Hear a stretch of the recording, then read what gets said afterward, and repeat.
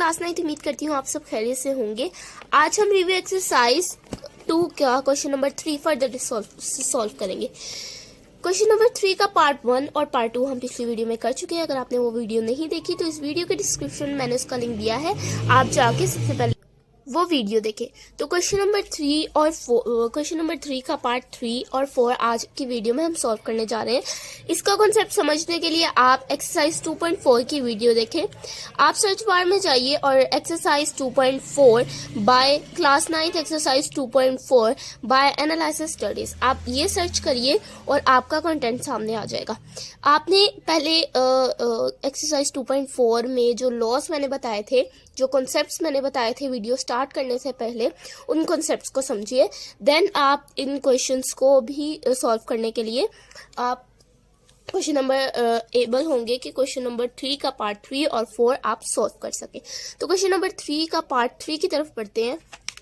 तो पार्ट 3 है हमारे पास x3 y4 z5 divided by x - 2 y - 1 and z - 5 और होल ब्रैकेट है 1/5 का।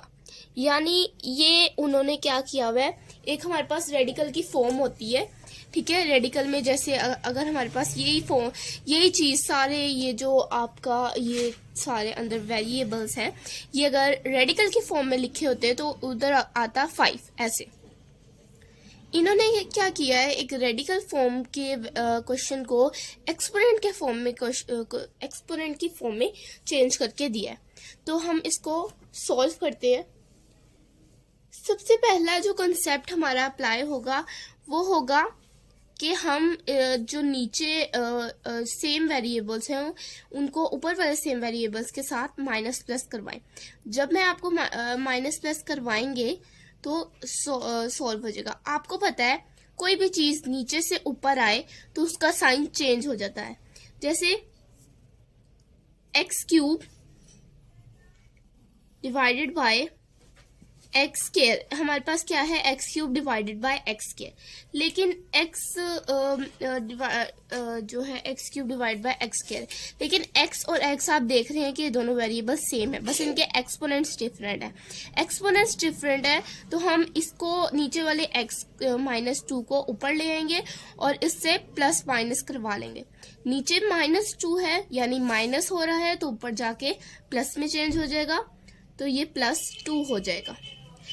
y नीचे भी y है ऊपर भी y है, तो जब सेम वेरिएबल्स होते हैं तो हम उसको एज अ कॉमन वेरिएबल लिखकर उनके एक्सपोनेंट्स को प्लस कर लेते हैं।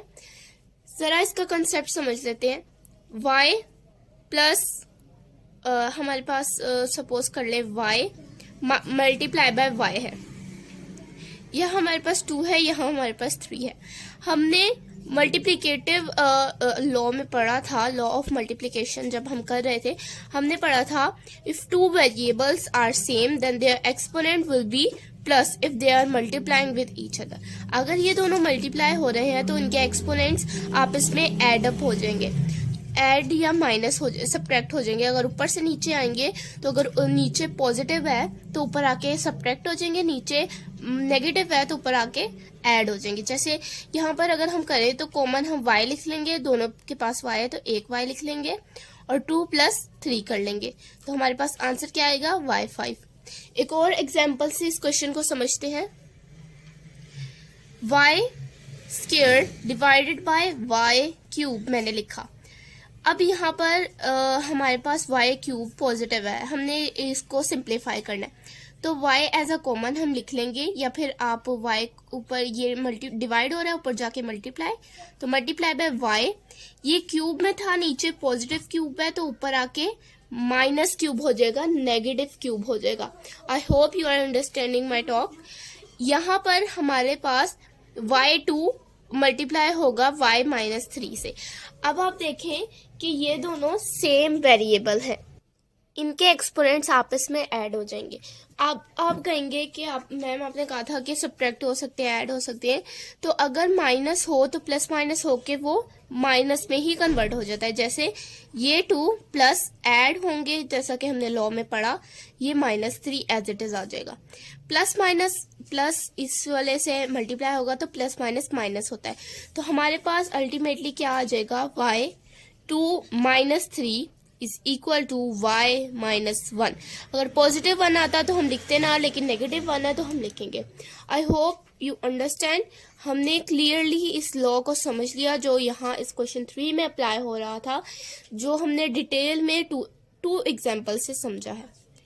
अब हम सॉल्व करेंगे। x³ + 2 मैंने इसलिए लिखा क्योंकि ये x ऊपर आके प्लस हो जाता, तो एज अ सेम वेरिएबल हम लिख लेते। तो ये प्लस हो गया, y 4 है, नीचे वाला y डिवाइड हो रहा है, ऊपर आके मल्टीप्लाई हो जाएगा, y +1 हो जाएगा।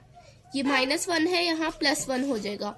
यहाँ पर हमारे पास z5 है, z5 एज इट इज रहेगा। यहाँ डॉट लगा ले ताकि आपको क्लियर हो कि आपस में ये मल्टीप्लाई हो रहे हैं। z5 हमारे पास एज इट इज रहेगा, और फिर ऊपर आके z-5 प्लस ये मल्टीप्लाई डिवाइड हो रहा है तो ये मल्टीप्लाई हो जाएगा, तो ऊपर आके ये मल्टीप्लाई हो गया। तो हमारे पास मल्टीप्लाई करके z5 आ गया, क्योंकि नीचे नेगेटिव में था और ऊपर हमारे पास पॉजिटिव में आ गया। अब यहाँ पर हम सेम पावर दे देंगे। यहाँ पर भी x में मैंने पहले x³ + 2 इसलिए लिखा कि फिर बाद में मैंने इसको चेंज करके सेपरेट से लगा ताकि वीक बच्चों को कंफ्यूजन ना हो।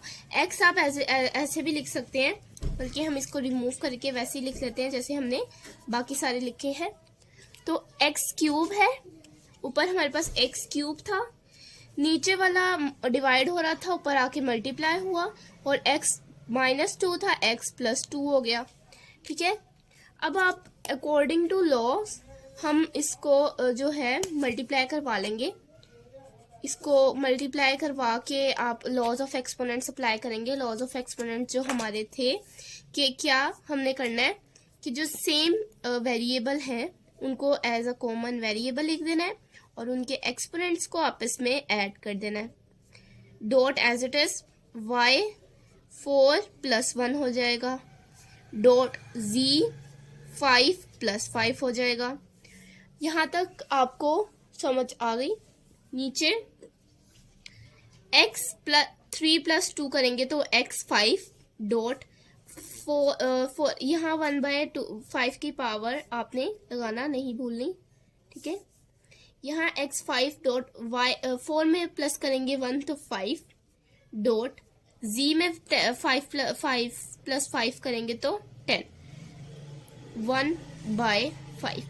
अब आपको एक लॉ पता है जो हम अभी तक जो भी एक्सरसाइज करते हैं हमने वो लॉ अप्लाई किया है हर क्वेश्चन में। वो एक लॉ क्या है कि अगर होल की पावर हमें गिवन है और अंदर एक्सपोनेंट्स है तो होल की पावर अंदर के एक्सपोनेंट से, अंदर के वेरिएबल के एक्सपोनेंट से मल्टीप्लाई होगी। जैसे यहाँ पर x5 × 1/5 हो जाएगा, डॉट y5 × 1/5 हो जाएगा, डॉट z10 × 1/5 हो जाएगा। तो ये 5 इस 5 से कैंसिल, ये 5 इस 5 से कैंसिल, ये 5 1 × 5 और 5 2 × 10।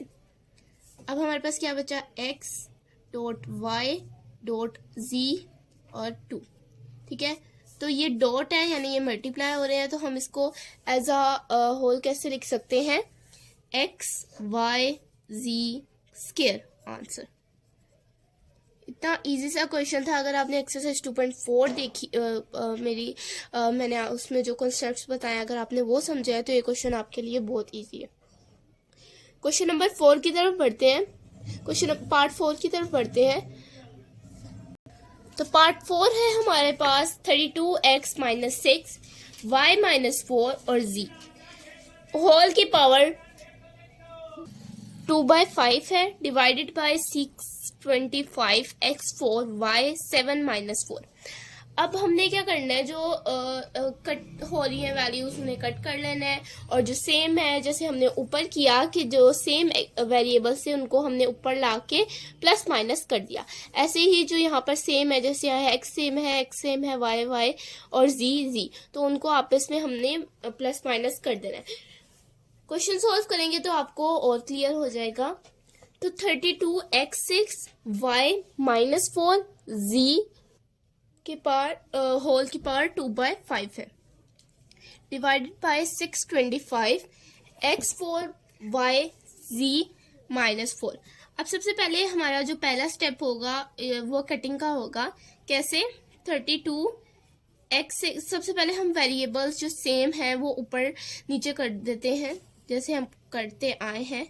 625 एज इट इज, x -6 था, नीचे +4 था, ऊपर आके -4 हो जाएगा, x -4 हो जाएगा। नीचे डिवाइड हो रहा था, ऊपर आके x मल्टीप्लाई हो गया, +4 था, ऊपर आके -4 हो गया।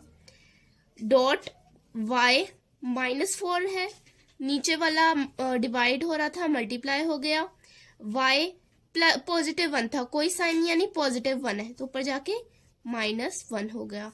Dot z as it is, जी के ऊपर कोई पावर नहीं है, नीचे वाला z -4 मल्टीप्लाई डिवाइड हो रहा था, ऊपर आके मल्टीप्लाई हो गया, ठीक है। और फिर हमारे पास ये जो -4 है ये ऊपर आके +4 हो गया, ठीक है। होल की पावर 2/5 एज इट इज। अब आप देखें तो यहाँ पर हमारे पास नीचे प्राइम फैक्टराइजेशन हो सकती है और ऊपर भी प्राइम फैक्टराइजेशन हो सकती है। नीचे ऊपर कटिंग नहीं हो रही क्योंकि ये ऑड है या ये इवन है और ये ऑड है। इवन ऑड की कटिंग नहीं होती, अगर लास्ट में कोई इवन है और ऊपर वाला ऑड है तो कभी भी कटिंग नहीं होती। तो ये हमारे पास प्राइम फैक्टराइजेशन आ रहा है। प्राइम फैक्टराइजेशन का मेथड एक दफा फिर से हम कर लेंगे। 32 है, 32 की प्राइम फैक्टराइजेशन करेंगे तो 2 × 1 2 एंड 2 × 6 12, 2 × 8 16, 2 × 4 8, 2 2 एंड 2 1, ठीक है। प्राइम फैक्टराइजेशन कर ली हमने 2 से, तो 2 की पावर क्या बन रही है 5, ठीक है। और इसकी भी नीचे वाली की भी प्राइम फैक्टराइजेशन कर लेते हैं, इसकी पावर बनी 625। 625 की हम प्राइम फैक्टराइजेशन कर लेते हैं, जो हमारे पास इसके एक रफ पेज पे हम इसकी प्राइम फैक्टराइजेशन कर लेते हैं। तो हमारे पास है 625 है हमारे पास। इसकी प्राइम फैक्टराइजेशन करेंगे तो 5 से ही होगी क्योंकि ऑड है, तो 3 से भी नहीं होगी, 2 से भी नहीं होगी, 5 से होगी। तो 5 से आप करें तो 5 × 1 5, 1 यहाँ कैरी चला गया, और 2 5 2 = 10 और 2 यहाँ पर 125, 5 2 = 10 और 5 5 = 25, 5 5 = 25, 5 1 = 5। 5 की पावर क्या बन रही है हमारे पास? 5 की पावर है, 5 की पावर हमारे पास क्या है 4 है, तो हम लिख देंगे यहाँ 5 की पावर 4, ठीक है। ये हमने प्राइम फैक्टराइजेशन कर दी। अब यहाँ पर हम लिख सकते हैं 5 की पावर 4। अब इसको मल्टीप्लाई करते हैं क्योंकि पहले हमने प्राइम फैक्टराइजेशन करी, हमने दोनों नंबर की कर ली। अब -6 मल्टीप्लाई होगा -4 के साथ, तो ये एक अकेला x आ जाएगा, -6 -4 आ जाएगा। Dot y as it is एक कॉमन ले लेंगे और 4 -1, डॉट z 4 + 1, ठीक है। 1 + 4 या 4 + 1, होल की पावर 2/5, ठीक है। अब हम इसको नेक्स्ट पेज पे शिफ्ट कर लेंगे, तो इसको नेक्स्ट पेज पे सॉल्व कर लेते हैं। तो क्वेश्चन नंबर हमने यहाँ नोट कर लिया है, आई होप आपको नजर आ रहा होगा।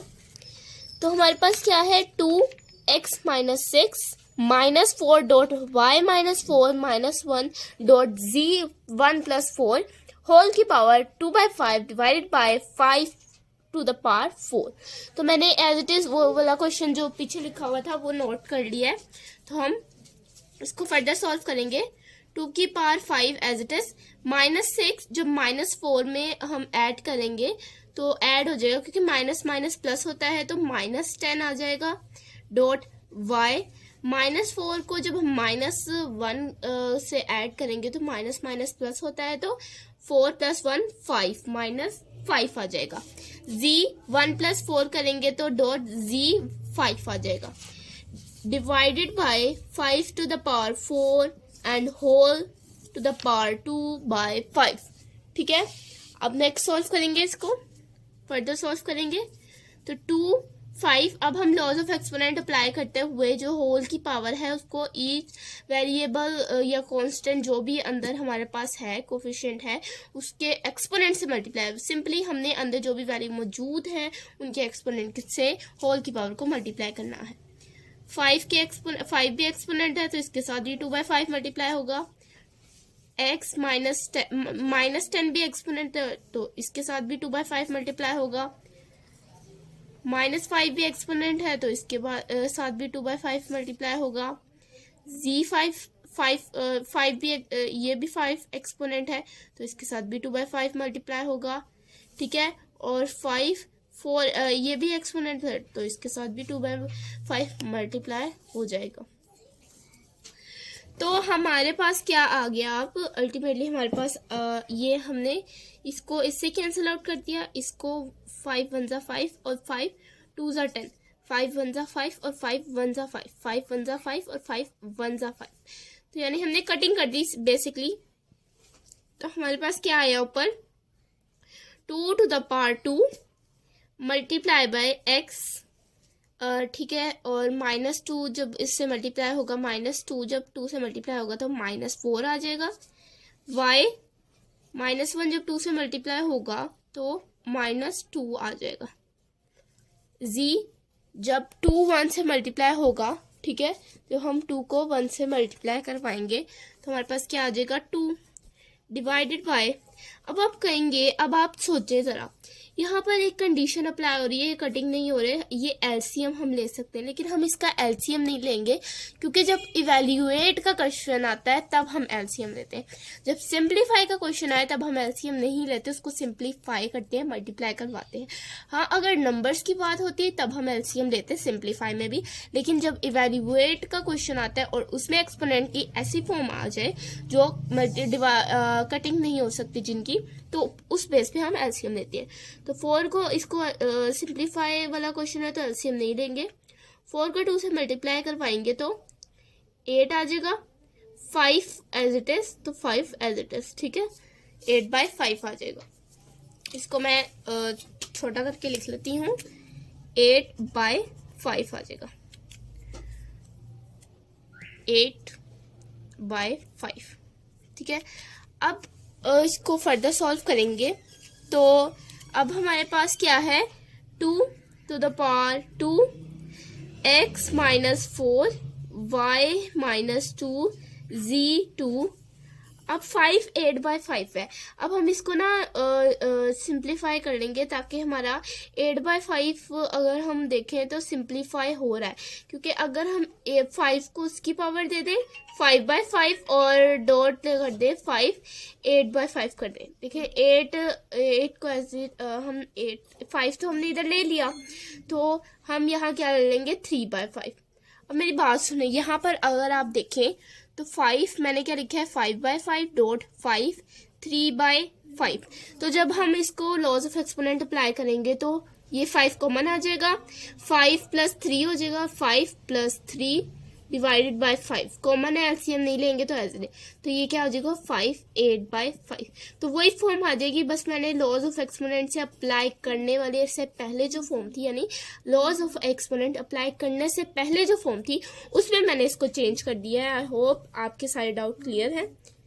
अब हमारे पास क्या आ जाएगा 2 to the power 2 x -4 y -2 z 2 positive 5। ये 5 इस 5 से कैंसिल हो जाएगा तो 5 डॉट 5 3/5 आ जाएगा। अब आप देखें तो हमें कभी भी हमने सिंप्लीफाई करना है तो हमें ना एक्सपोनेंट की पावर नेगेटिव में नहीं चाहिए। सबसे पहले सिंप्लीफाई करना है तो 2 टू द पावर 2 है, तो इसको जब हम चेंज कर लेंगे तो ये हमारे पास क्या आ जाएगा, 2 टू द पावर 4 है, तो ये हमारे पास 4 आ जाएगा, क्योंकि 2 टू द पावर 2 है तो 2 टू ज़ा 4। x -4 भी नीचे चला जाएगा क्योंकि नेगेटिव है, y -4 2 भी नीचे चलेगा क्योंकि नेगेटिव है, c 2 आ जाएगा। बस हमारे पास 5.53/5 एज इट इज, और फिर हमारे पास क्या आएगा, x4 y2। ये पॉजिटिव में आ रहा है, ये हमारे पास इसका आंसर है। आई होप आपको आज का क्वेश्चन क्लियर होगा। आज की जितनी प्रैक्टिस करें उतना आपको लॉज ऑफ एक्सपोनेंट क्लियर होंगे, आपकी एक्सरसाइज 2.4 क्लियर होगी, आपकी रिव्यू एक्सरसाइज क्लियर होगी, रिलेटेड टू एक्सरसाइज 2.4 जो क्वेश्चंस है वो क्लियर होंगे, क्योंकि समटाइम ऐसा होता है कि हमारे पेपर्स में अनसीन क्वेश्चंस आते हैं। तो अनसीन क्वेश्चंस आते हैं तो उसके लिए आपका कंसेप्ट क्लियर होना चाहिए, क्योंकि अगर आपका कंसेप्ट क्लियर है तो आप कोई भी क्वेश्चन सॉल्व कर सकते हैं। रट्टा नहीं मारना, मैथ में रट्टा नहीं होता, आपने कंसेप्ट बेस चलना है और इसकी जितनी प्रैक्टिस करें उतनी ठीक है। तो मिलते हैं नेक्स्ट वीडियो में जिसमें हम करेंगे क्वेश्चन नंबर 4, और मैं अब सॉल्व करवाऊंगी थ्योरम, साथ साथ थ्योरम करेंगे, क्योंकि काफ़ी बच्चों के कमेंट्स आते हैं कि मैम पहले आप थ्योरम सॉल्व करवाएं। थ्योरम आते हैं ज़्यादातर प्री 9th में और 9th में भी फर्स्ट टर्म में थ्योरम आते हैं, तो थ्योरम सॉल्व करवाएं। तो हम फिगर के साथ थ्योरम करेंगे, प्रूफ भी करेंगे, उसका कॉन्सेप्ट लेंगे, उसकी थोड़ी सी ट्रिक्स एंड टिप्स बताऊंगी जो मैंने भी अपने बोर्ड के पेपर जब देने थे तब मैंने उसके यूज़ किया था, और वो बहुत अच्छी ट्रिक्स हैं। तो अगर आपको मेरी वो वीडियो चाहिए तो ज़्यादा से ज़्यादा कमेंट करें। मिलते हैं नेक्स्ट वीडियो में। अल्लाह हाफिज़।